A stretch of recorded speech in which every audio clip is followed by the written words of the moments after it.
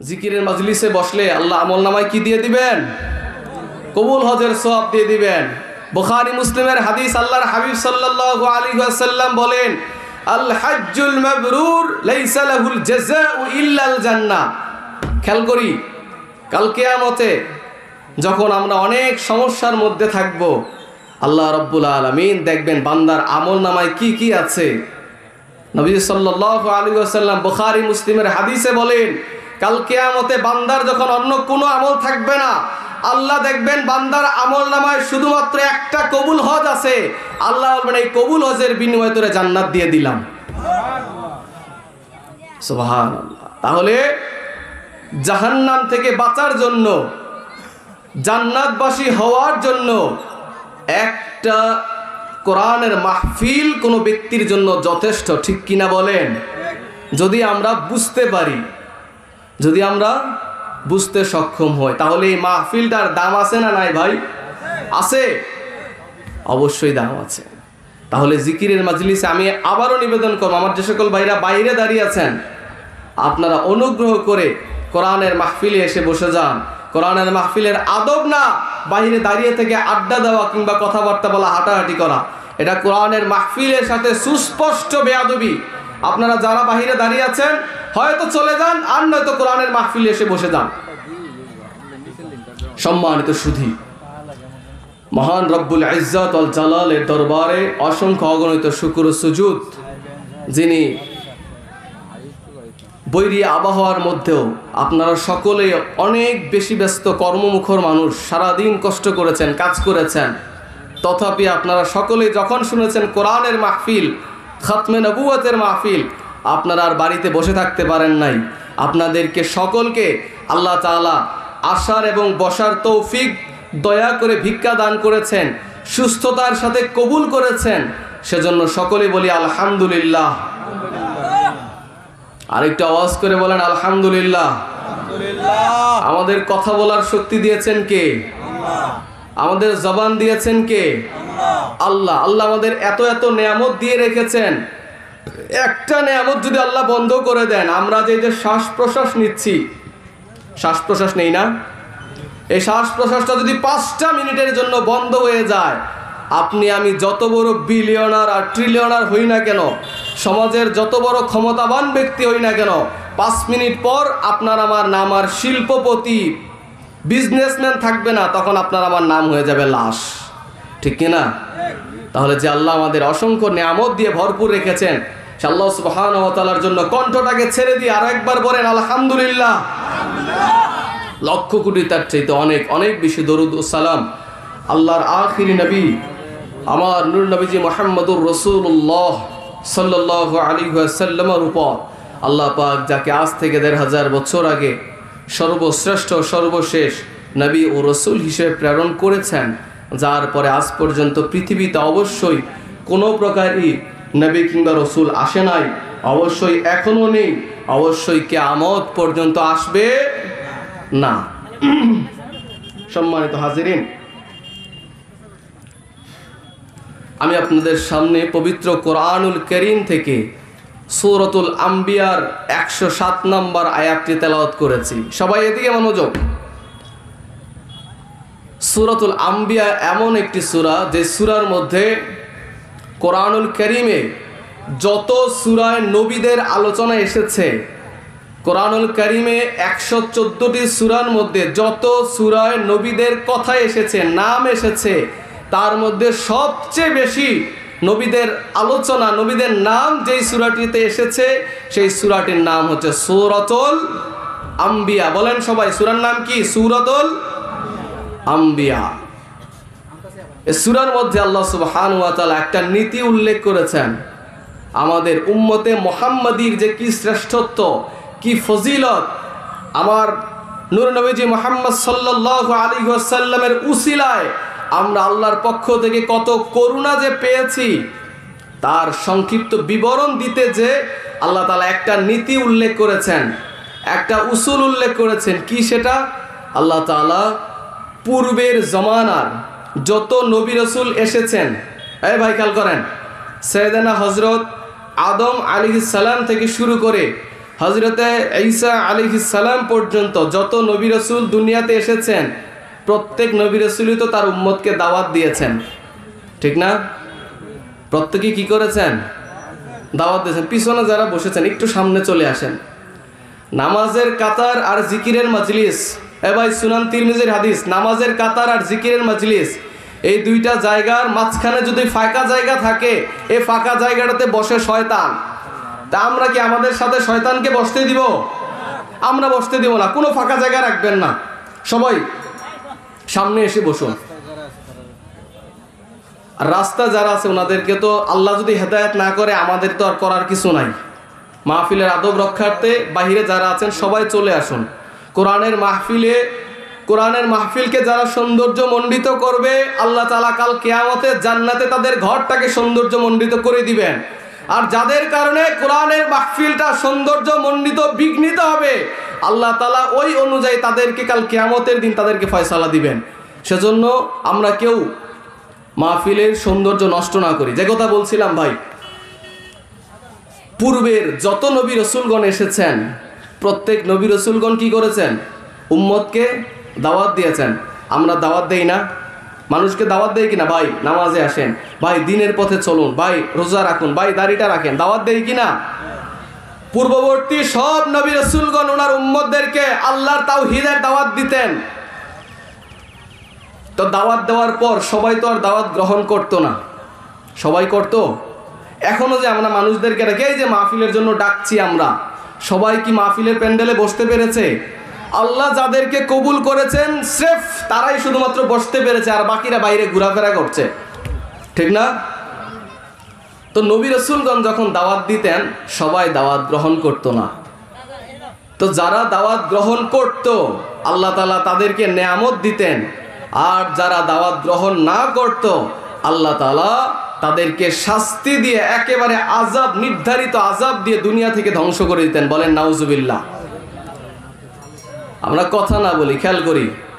এটা পূর্বের সব নবীর উম্মতদের সাথে আল্লাহ করেছেন। নবীগণ দাওয়াত দিয়েছেন, দাওয়াত গ্রহণ না করলে আল্লাহ তাআলা কি করেছেন? আযাব দিয়ে ধ্বংস করে দিয়েছেন। যেমন আল্লাহ তাআলা পবিত্র কোরআন কারীম সূরাতুল আম্বিয়ার একেবারে শুরুর দিকে আল্লাহ বলেন, وَكَمْ قَصَمْنَا مِنْ قَرْيَةٍ كَانَتْ ظَالِمَةً وَأَنْشَأْنَا بَعْدَهَا قَوْمًا آخَرِينَ। আল্লাহ বলেন আমি পূর্বে বহু জাতিকে ধ্বংস করে দিয়েছি। কেন? কারণ তাদেরকে আমার নবীরা যখন দাওয়াত দিয়েছে তখন তারা দাওয়াতটা গ্রহণ করে নাই। সুম্মা আনশা'না বা'দাহা কওমান আখরিন, অতঃপর সেখানে নতুন আরেকটা জাতি আমি সৃষ্টি করেছি। তাদেরকে আমার নবীরা যে দাওয়াত দিয়েছে, দাওয়াত যারা গ্রহণ করে নাই তাদেরকে আমি ধ্বংস করে দিয়েছি। বলেন নাউজুবিল্লাহ। তাহলে এটা হচ্ছে নীতি, যে দাওয়াত গ্রহণ না করলে আল্লাহর পক্ষ থেকে শাস্তি আসবে। ঈমান না আনলে আল্লাহর পক্ষ থেকে কি আসবে ভাই? শাস্তি আসবে। বলেন না কি আসবে? কয়েকটা দৃষ্টান্ত দেই। সাইয়েদনা হযরতে নূহ আলাইহিস সালাতু ওয়াস সালাম দুনিয়ার বুকে যিনি প্রথম রাসূল ছিলেন, 950 বছর আল্লাহর কালেমার দাওয়াত দিয়েছেন। কত বছর? বলেন না সুবহানাল্লাহ, বলবেন না? আমি আপনি বাঁচি কয় বছর? 50 থেকে 60 বছর। কিন্তু হযরতে নূহ আলাইহিস সালাম দাওয়াত দিয়েছেন কত বছর? 950 বছর। আল্লাহ তাআলা বলেন فَلَبِثَ فِيهِمْ أَلْفَ سَنَةٍ إِلَّا 50 عَامًا। আর নূহকে আমি যখন তার জাতির কাছে প্রেরণ করেছি, হযরতে নূহ তার সম্প্রদায়কে দাওয়াত দিয়েছে 950 বছর। বলেন সুবহানাল্লাহ। আল্লাহ পাক রব্বুল আলামিন কোরআনুল কারীমের মধ্যে বলেন, লাকাদ আরসালনা নূহান ইলা কওমিহি ফাকালা ইয়া কওমি ইবুদুল্লাহা মা লাকুম মিন ইলাহিন গায়রুহু।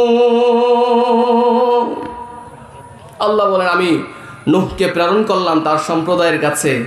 নূহ তার সম্প্রদায়কে, তার গোত্রের লোকজন যারা ছিল তাদেরকে দাওয়াত দিল, ইয়া কওমি ইবুদুল্লাহ, হে আমার সম্প্রদায়, তোমরা আল্লাহর ইবাদত করো। কার ইবাদত? আল্লাহর ইবাদত করো। মা লাকুম মিন ইলাহিন গায়রুহু, আল্লাহ ছাড়া আর তোমাদের অন্য কোনো ইলাহ নাই। হযরত নূহ আলাইহিস সালাম দাওয়াত দিলেন। এবার নূহ আলাইহিস সালাম তাফসীরের কিতাবে এসেছে মাত্র 40 জন মানুষ দাওয়াত গ্রহণ করেছিল। কতজন? 40 জন। দাওয়াত দিয়েছেন কত বছর?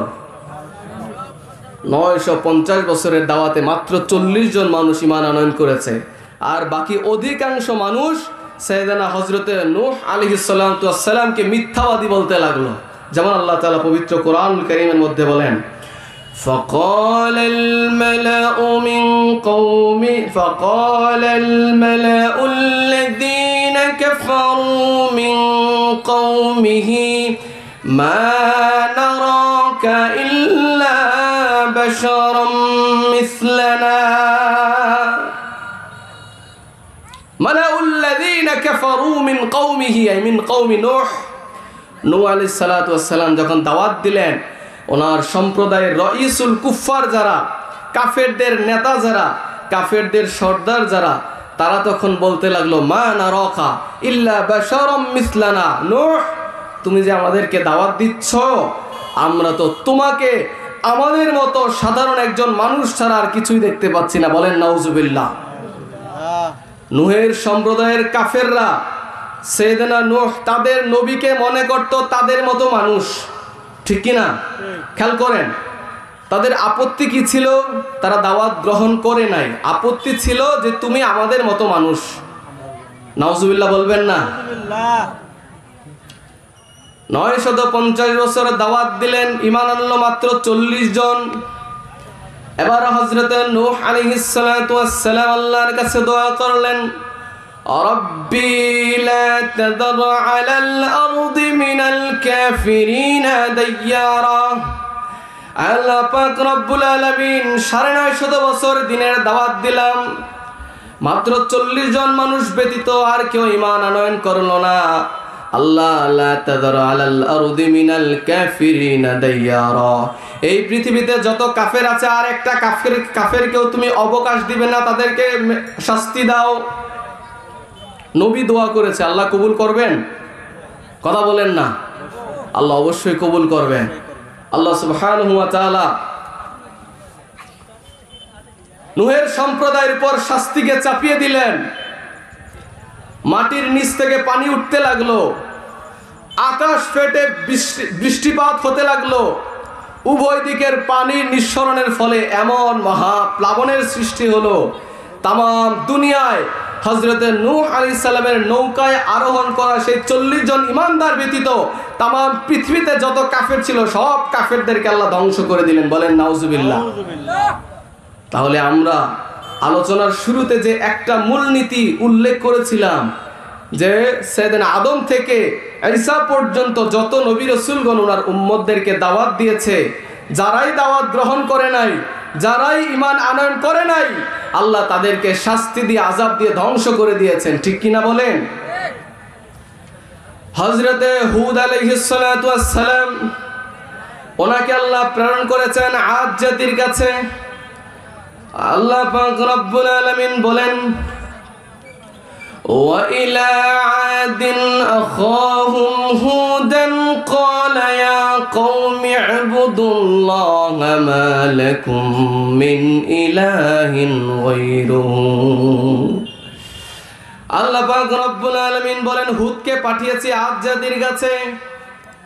স্মরণ করুন সেই সময়ের কথা যখন হুদ আদ জাতিকে ডেকে বলল, রে আমার সম্প্রদায়, তোমরা একমাত্র শুধুমাত্র আল্লাহ রব্বুল আলামিনের ইবাদত করো, কারণ আল্লাহ ছাড়া তোমাদের আর কোনো মাবুদ ইলাহ নাই। দাওয়াত দিলেন কিসের? আল্লাহ ইবাদতের দাওয়াত দিলেন। সেই একই ভাবে আদ জাতির কাফেররা পর্যন্ত বলতে লাগলো, নূহ আলাইহিস সালাতু ওয়াস সালামের সময়ের কাফেররা যেমন বলল, আপনি আমাদের মতো মানুষ, আমরা আপনার অনুসরণ করব না, ঠিক একই ভাবে আদ জাতির কাফের যারা ছিল তারা পর্যন্ত বলতে লাগলো, وقال الملأ من قومه الذين كفروا وكذبوا بلقاء الآخرة وأترفناهم في الحياة الدنيا ما هذا إلا بشر مثلكم। হযরতে হুদ আলাইহিস সালামের সম্প্রদায়ের কাফেররা তখন বলতে লাগলো,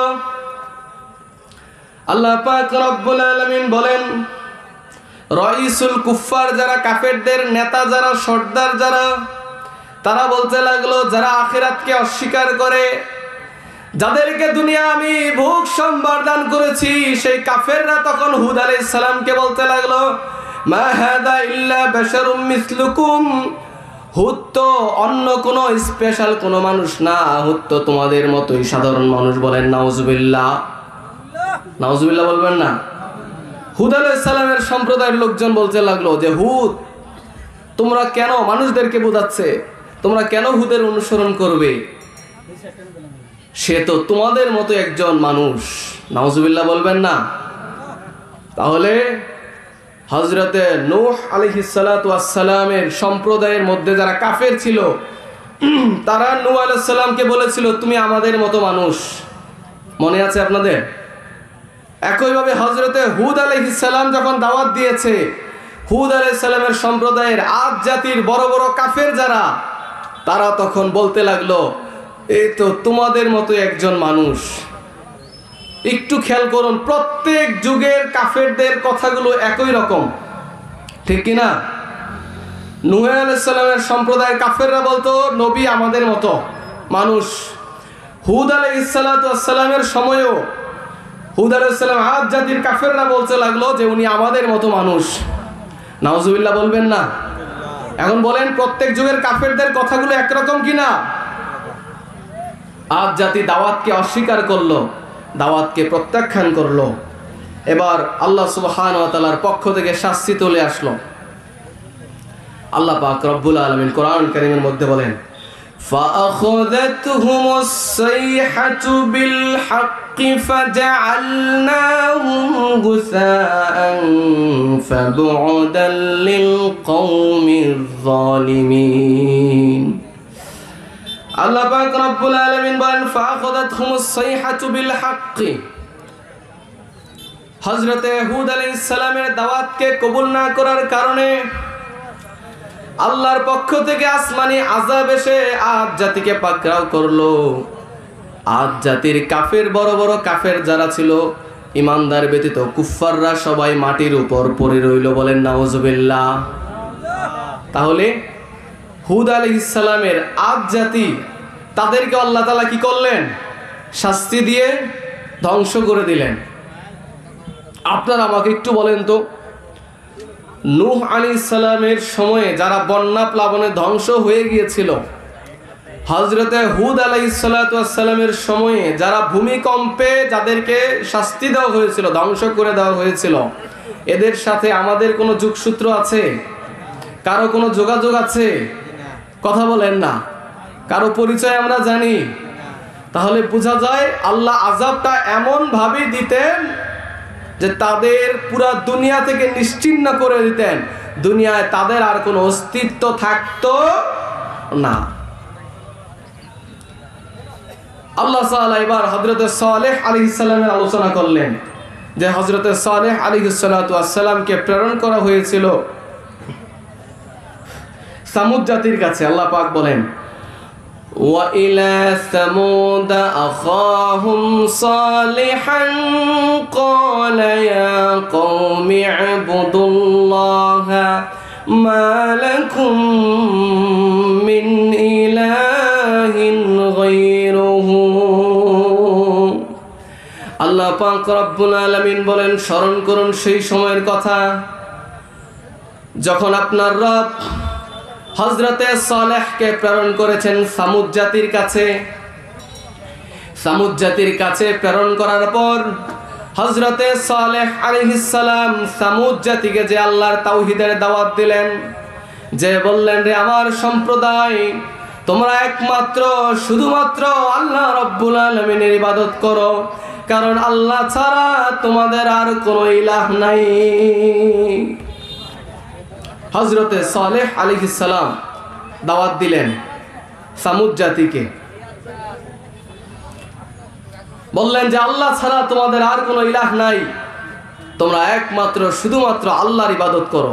একটু খেয়াল করি, প্রত্যেক নবী রাসূলগণ দাওয়াত দিয়েছেন আল্লাহর ইবাদতের। বলেন কিসের দাওয়াত দিয়েছেন?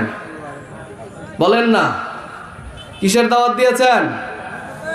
আল্লাহর ইবাদতের দাওয়াত দিয়েছেন প্রত্যেক নবী রাসূলগণ। হযরতে নূহ আলাইহিস সালাম দাওয়াত দিয়েছেন, হযরতে হুদ আলাইহিস সালাম দাওয়াত দিয়েছেন। কাফেরদের, পূর্ববর্তী কাফেরদের মতো সামুদ জাতির কাফেররা বলতে লাগলো, ক্বালু ইন্নামা আনতা মিনাল মুসাহহারিন, আমরা তো মনে করি নাউজুবিল্লাহ তুমি একজন জাদুগ্রস্ত মানুষ। নাউজুবিল্লাহ বলবেন না? তারা বলতে লাগলো, মা আনতা ইল্লা বাশারুম মিসলুনা, তুমি তো আমাদের মতো একজন মানুষ ছাড়া আর কিছুই না। বলেন নাউজুবিল্লাহ। কই আছেন? এবার আসছেন? আলহামদুলিল্লাহ। সম্মানিত এলাকাবাসী, সম্মানিত উপস্থিতি, আমাদের কাঙ্ক্ষিত মেহমান, আজকে মাহফিলের মধ্যমণি, শত শত মাইল পেরিয়ে অনেক কষ্ট করে, অনেক ত্যাগ স্বীকার করে তিনি আমাদের একদম সন্নিকটে এসে গেছেন। স্পিড বোটের মাধ্যমে নদী পার হইতেছেন। সবাই বলি আলহামদুলিল্লাহ, সবাই বলি আলহামদুলিল্লাহ। এখনো যারা আশেপাশে আছেন, আমি বিনয়ের সাথে বলছি, মাহফিলের সৌন্দর্য রক্ষার্থে আপনারা প্যান্ডেলের ভিতরে চলে আসুন। হুজুর কোথাও রেস্ট করবেন না, বরাবর মাহফিলে চলে আসবেন। তাই আপনারা মাহফিলের আদব রক্ষার্থে প্যান্ডেলের ভিতরে সবাই বসে পড়ুন।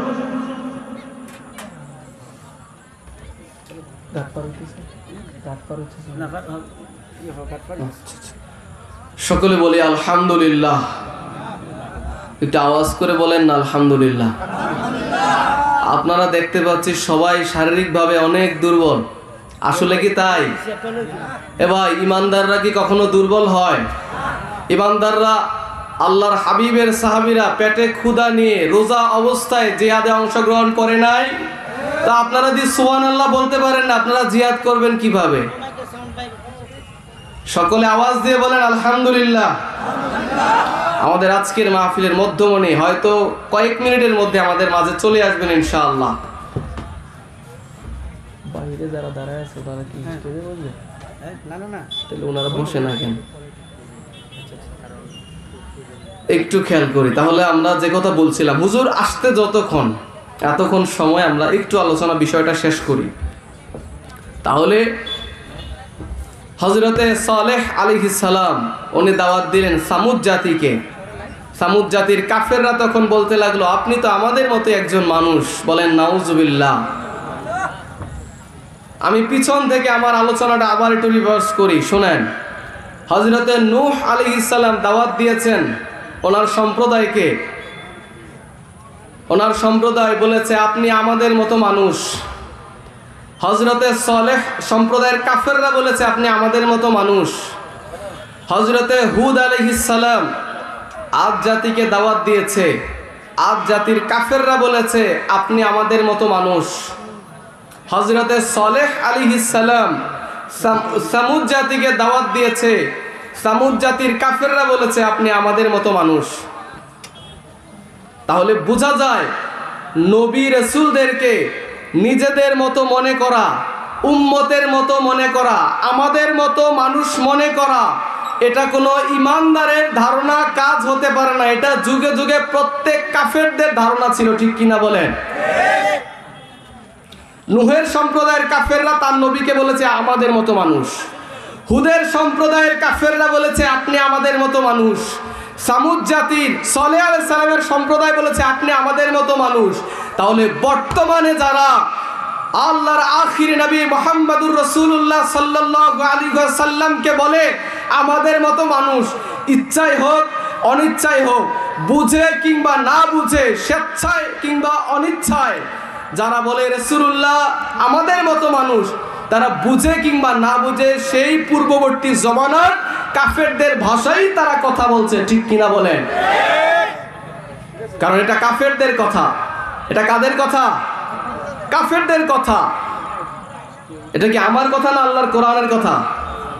আমি কোরআন কারীমের আয়াতে কারিমাগুলো আপনি খোলেন, সূরাতুল আম্বিয়া পড়েন, সূরাতুশ শুআরা পড়েন। প্রত্যেক যুগের কাফেররা তার নবীকে বলতো আমাদের মতো মানুষ।